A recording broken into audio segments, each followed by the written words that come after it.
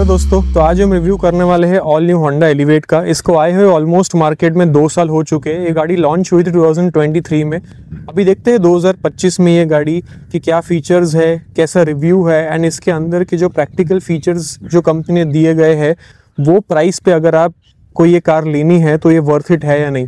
वैसे अगर देखने जाए तो ये जो कार है वो VX वेरिएंट है। ये मेरी खुद की कार है, मैंने इसको लिए हुए 1 महीना हुआ है एंड ये VX मैनुअल वेरिएंट है विथ एपेक्स किट। तो आप नीचे जो भी कुछ देख पा रहे हो वो सब एपेक्स किट का एक पार्ट है।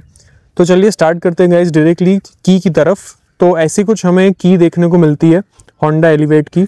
ये जो है जैसे कि मैनुअल है तो हमें यहाँ पे कोई इंजन स्टार्ट का ऑप्शन देखने को नहीं मिलता है एंड यहाँ पे कोई बूट ओपनिंग एंड लॉक का भी कोई फीचर नहीं दिया गया है। So as it is guys simple की है, इतना कुछ ज़्यादा फीचर्स इसके अंदर है नहीं, but still it does the job. मुझे डिसेंट लगती है, कोई इतना दिक्कत लग नहीं रही है मुझे इसमें।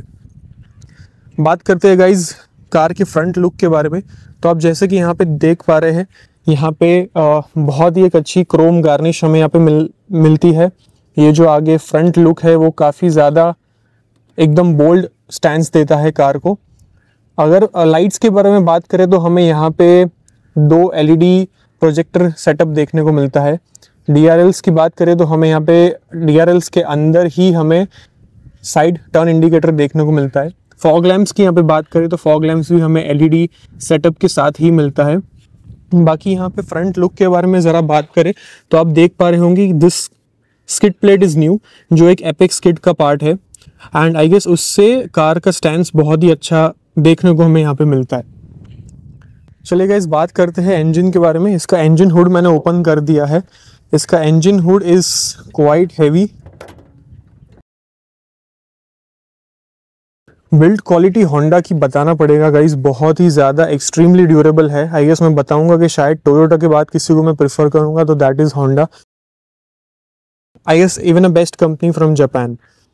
तो हमें यहाँ पे ऐसा कुछ इंजन ऑप्शन देखने को मिलता है। दिस इज़ iVTEC 1.5 लीटर जो प्रोड्यूस करता है 119 bhp and 145 newton metre of torque.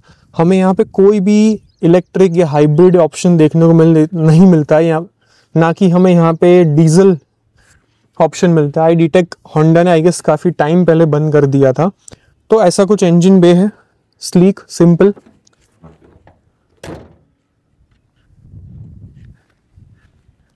चलिए गाइस अब बात करते हैं कार के साइड लुक के बारे में।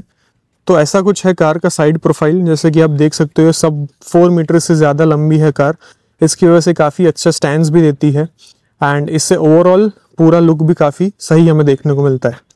चलिए गाइस अब बात करते हैं सीधा कुछ व्हील प्रोफाइल के बारे में। जैसे कि आप यहाँ पे देख पा रहे हो व्हील जो हमें है यहाँ पे डायमंड कट एलॉयज के साथ देखने को मिलते हैं।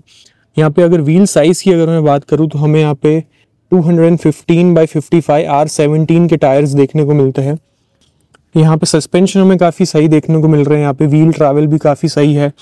बात करें हम कार के ब्रेक्स के बारे में तो हमें सिर्फ आगे 2 टायर्स में ही हमें यहाँ पे वेंटिलेटेड डिस्क ब्रेक्स देखने को मिलते हैं।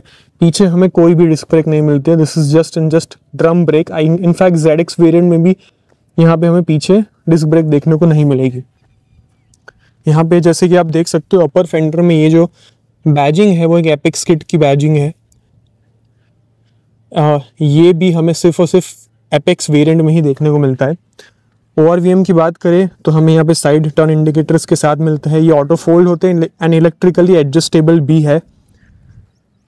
डोर के बारे में अगर यहाँ पे बात करें तो यहाँ पे रिक्वेस्ट सेंसर दिया गया है।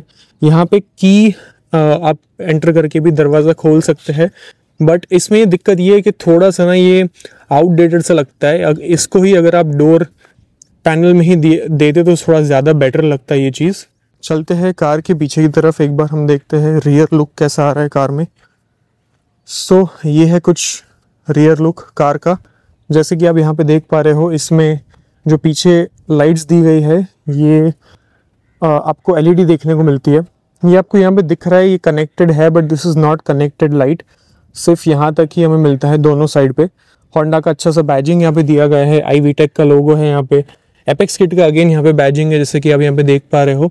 एंड ओवरऑल पीछे में अगर देखा जाए तो यहाँ पे ब्रेक लाइट्स भी हमें देखने को मिलती है। ये जो है वो रियर वाइपर के लिए फ्लूइड यहाँ से आता है। रियर वाइपर भी हमें ऑफर किया जाता है VX वेरिएंट में, रियर डिफॉगर भी है, so that is even very good option.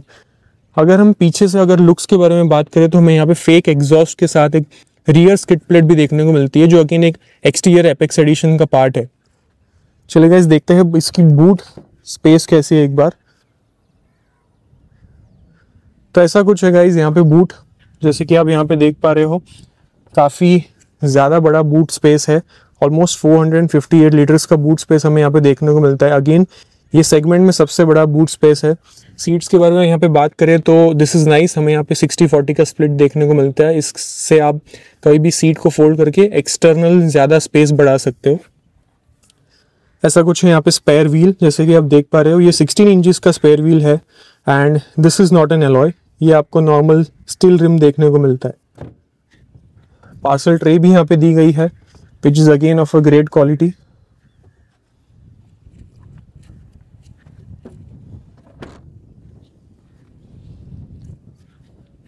तो चलिए गाइज अब सीधा चलते हैं कार के इंटीरियर में, देखते हैं कि कार में इंटरनल स्पेस कैसी है और कैसा ओवरऑल सिट और फिट फिनिश है।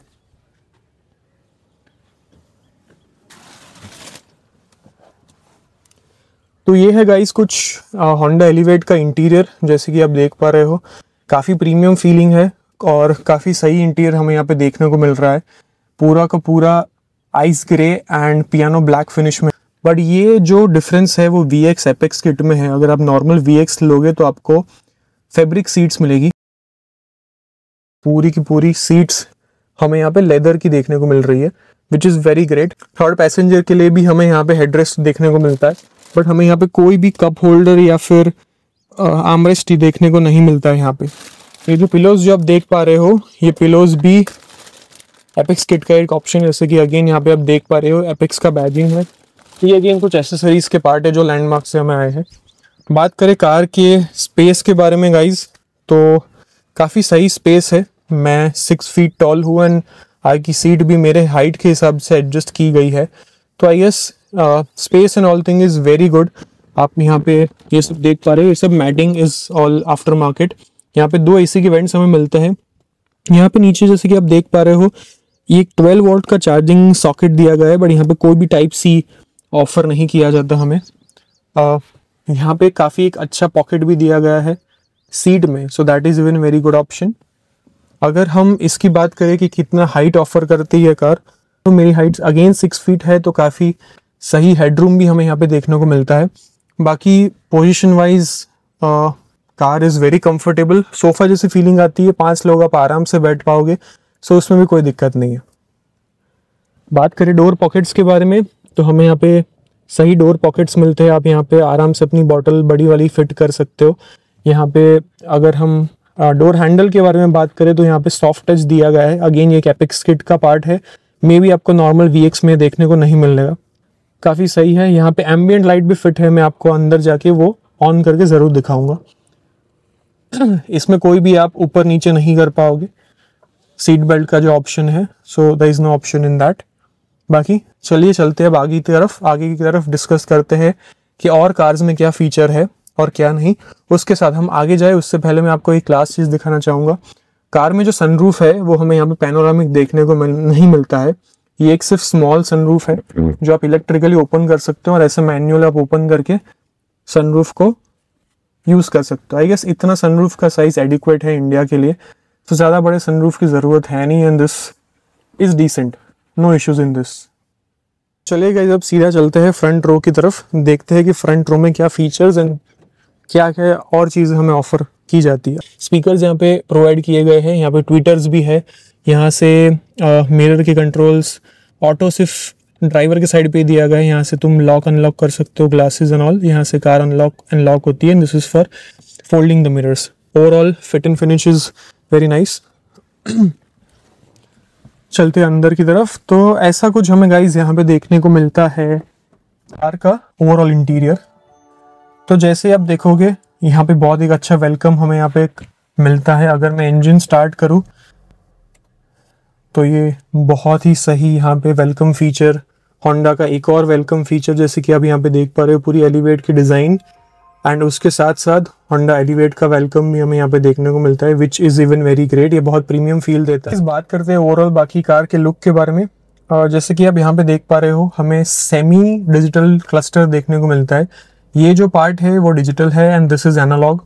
यहाँ पे इंजन स्टार्ट स्टॉप का बटन है, ठीक है। आप यहाँ से इसको पूरा कंट्रोल कर सकते हो। ये जो पार्ट है यहाँ से पूरा क्लस्टर कंट्रोल होता है। आप यहाँ पे होम स्विच दबा के you can change the features कि आपको क्या चाहिए क्या नहीं, जी मीटर एक्सेट्रा। तो ये सब चीज़ें यहाँ पे दी गई है। स्टीयरिंग की अगर हम बात करें तो steering is totally rather rap steering. VX में हमें ये चीज़ भी देखने को मिलती है। हमें यहाँ पे कोई भी क्रूज कंट्रोल का ऑप्शन नहीं मिलता है, क्योंकि क्रूज कंट्रोल सिर्फ ZX वेरिएंट्स में अवेलेबल है, जो कि ADAS के साथ आता है। तो हमें यहाँ पे कोई क्रूज कंट्रोल नहीं है। हमें यहाँ पे जो 8 इंच का स्क्रीन देखने को मिलता है वो एंड्रॉयड ऑटो एंड कारप्ले के साथ आता है। जी हाँ गाइज, इसमें wireless Android auto CarPlay option भी अवेलेबल है। तो मेरे हिसाब से guys this does the job. इसमें इतना कुछ दिक्कत है नहीं। हाँ, स्क्रीन थोड़ी सी ज़्यादा बड़ी होती तो that is good, but ZX में आपको 10.25 इंच की देखने को मिलती है, so that is not bad. यहाँ पे हमें पियानो ब्लैक देखने को मिलता है। यहाँ पे आप ध्यान से देखोगे तो ये जो स्ट्रिप है that is actually ambient lighting. पूरे कार में वो चीज़ फिटेड है, बट अभी दिन का टाइम है तो आपको शायद वो अच्छे से नज़र नहीं आएगी। AC कंट्रोल्स के बारे में यहाँ पे बात करें तो हम यहाँ से AC के फ़ैन को फास्ट या स्लो कर सकते हैं।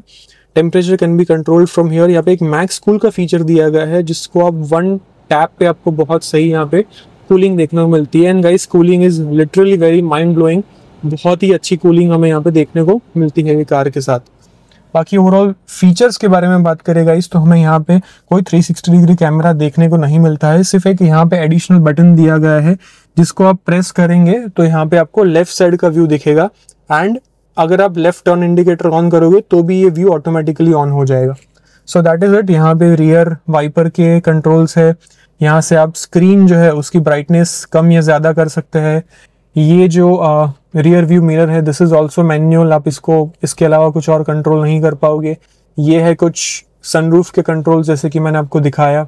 दिस इज़ अगेन यहाँ पे आपको छोटा सा वैनिटी मिरर भी देखने को मिलता है। अगेन यहाँ पैसेंजर साइड पे भी आपको देखने को मिलता है। यहाँ पे कोई भी लाइट्स प्रोवाइड नहीं की जाती है, but vanity mirror is great. Lights वगैरह डिसेंट है, LED है। एंड बाकी यही सब है। म्यूज़िक की अगर हम बात करें तो that is also not bad. यहाँ पे आप कंट्रोल करके वो चीज़ भी यूज़ कर पाएंगी। अगर हम स्पेसिंग के बारे में बात करें फ्रंट में तो space is very good. Again I am 6 feet tall and मैं बहुत अच्छे से यहाँ पे बैठ पा रहा हूँ। एंड पीछे पैसेंजर भी 5 आराम से बैठ सकते। मैनुअल ऐसा कुछ गियर बॉक्स आपको यहाँ पे ऑफर किया जाता है। इसके अंदर 7 गियर्स है, 6 फ्रंट गियर्स एंड एक reverse. And the gear box is even smooth, उसमें कोई दिक्कत वो चीज़ के है नहीं। यहाँ पे अपने एक स्पेस के बारे में बात करें तो आपको यहाँ पे अगेन एक 12 वोल्ट का पावर सॉकेट देखने को मिलता है। यहाँ पे 2 USB केबल्स के लिए स्लॉट दिए गए हैं। यहाँ पे अगेन कोई भी Type-C पोर्ट जो है वो नहीं दिया गया है, which is very missing. I request Honda कि भाई प्लीज़ जल्दी से जल्दी Type-C पोर्ट ऐड कर दीजिए, सो दैट ज़्यादा कंपेटेबल हो सके आपकी कार। यहाँ पे आपको वायरलेस चार्जिंग का फंक्शन ऑफर किया जाता है, तो यहाँ से आपको फ़ोन वायरलेस भी चार्ज कर सकते हो। ये कुछ कप होल्डर्स है जो आपको ऑफर किए गए हैं यहाँ पे। तो उसके साथ साथ अगर हम यहाँ पे स्पेस की बात करें तो दिस इज़ ऑल्सो गुड। यहाँ पे आप आराम से अपने फ़ोन 2 रख सकते हो। अगर हम सेंटर की बात करें तो यहाँ पे आप आराम से थोड़ी सी चीज़ें रख पाओगे, but this is not very big, तो चलता है। इतना कुछ ज़्यादा आपको यहाँ पे रखना होता नहीं है। डैशबोर्ड में अगर हम इसकी बात करें तो इसमें भी हमें थोड़ी बहुत सामान रख पाओगे, ज़्यादा इतनी जगह है नहीं, but this is again not great. इतना ज़्यादा प्रैक्टिकल यूज़ है नहीं। बाकी ओवरऑल कार चलाने में, इन सब करने में इट इज़ वेरी ग्रेट। तो यही कुछ रिव्यू था गाइस कार के बारे में। आप ज़रूर से बताना कि आपको अगर कोई नेक्स्ट कार मेरे पर्सपेक्टिव से अगर देखनी है तो आप ज़रूर से मुझे बता सकते हैं। एंड अगर आपको रिव्यू भी अच्छा लगा हो तो आप एक बार ज़रूर से इस चीज़ को फॉलो करें। ना अगर आपको होंडा एलिवेट के बारे में कोई भी क्वेश्चंस है या फिर कैसा परफॉर्म करती है, ड्राइविंग टेस्ट कैसा है, माइलेज टेस्ट कैसा है, मेरा 1 मंथ ख़त्म होने के बाद रिव्यू कैसा है, आपको ये कार सच में 2025 में परचेस करनी चाहिए कि या नहीं करनी चाहिए, या इसके दूसरे ऑप्शंस देखना चाहिए, XYZ का अगर कुछ भी क्वेश्चंस है तो आप ज़रूर से कमेंट में वो चीज़ लिख सकते हैं। मैं वो चीज़ को ज़रूर से पढ़ूंगा, रिप्लाई दूंगा। एंड उसके अलावा अगर मेरे नॉलेज में अगर कोई और रिकमेंडेशन है, अगर आपके बजट में हो तो आपको मैं ज़रूर से बताऊंगा। सो दैट्स इट गाइस, यही था आज का वीडियो। अगर अच्छा लगा हो तो लाइक करना एंड सब्सक्राइब भी करना। Thank you.